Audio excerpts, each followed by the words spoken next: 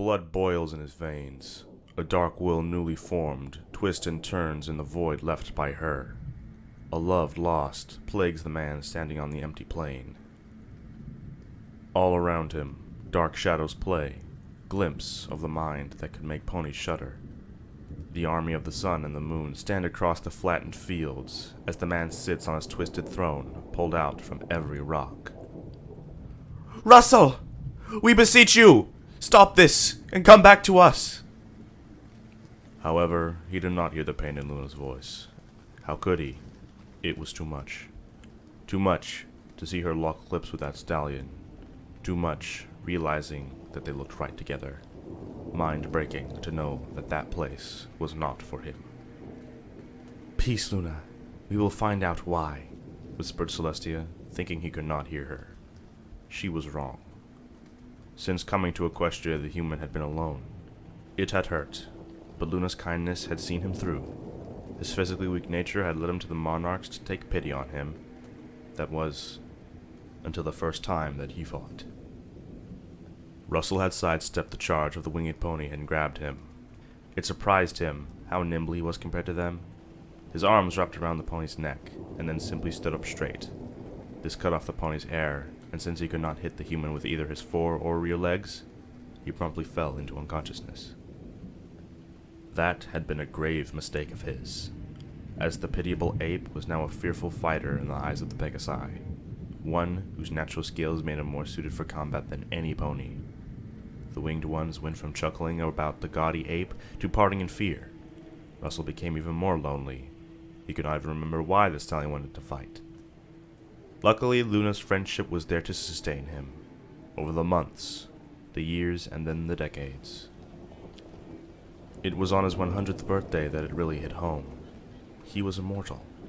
For whatever reason, his body would not age in this world. In fact, the older he grew and wiser, his mind opened to the magic around him. This came to a head on a particular day. Russell sat beneath the garden trees, listening to the wind and thinking how nice it would have been to have some chocolate milk. "Why not just make some?" said an errant thought. "Because it's impossible," his rational mind responded. The other idea laughed. "What are you saying? That it's impossible for matter to break apart? Of course not. It happens all the time." "Oh, then you must mean that it can be put back together." Russell smiled at this train of thought. It had been the most interesting one he had in years. "Well, of course it can." "Ah, good. Then it's only logical that a chocolate milk could appear before us right now." A part of him imagined it, the air and dust reforming into a new structure. "I suppose so." Then there it was. On the ground before him, before his very eyes, was a glass of brown liquid. Completely in shock, his hand stretched out and picked it up. A few sniffs and a small taste later, he took a long drink. It was delicious. It had been the second nail in his coffin. For now, the unicorns hated him. Even if he had proven himself physically superior, at least they had magic. Now he was doing things that the highest unicorns couldn't explain. Many claimed that it was not like any magic at all. Una had been fascinated with it from the beginning. She endlessly made him make, change, and even destroy things.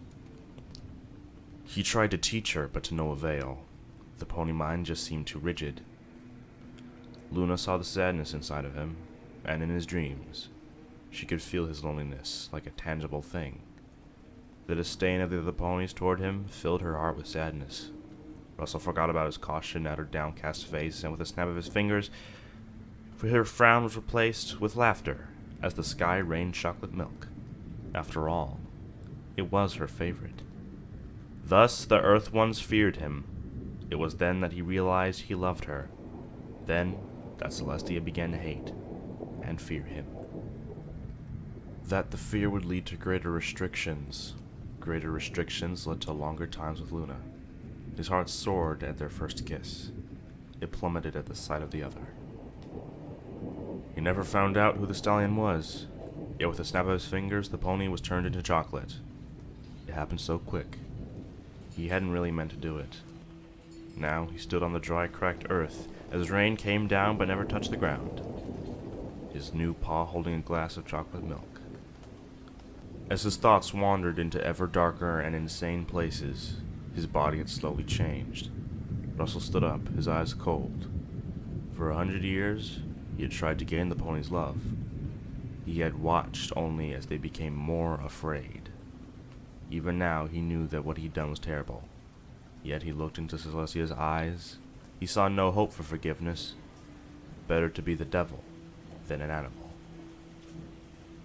A thought appeared. What if I made their fears real? Would that not be justice? Death to Discord! Roared the army. Discord, the one who would not fit into the harmony of this world. As he looked at the disgusted faces of the unicorns, the angry look of the Pegasi, the fear of the earth ponies, and the cold stare of Celestia, he made his decision. Very well, my little ponies.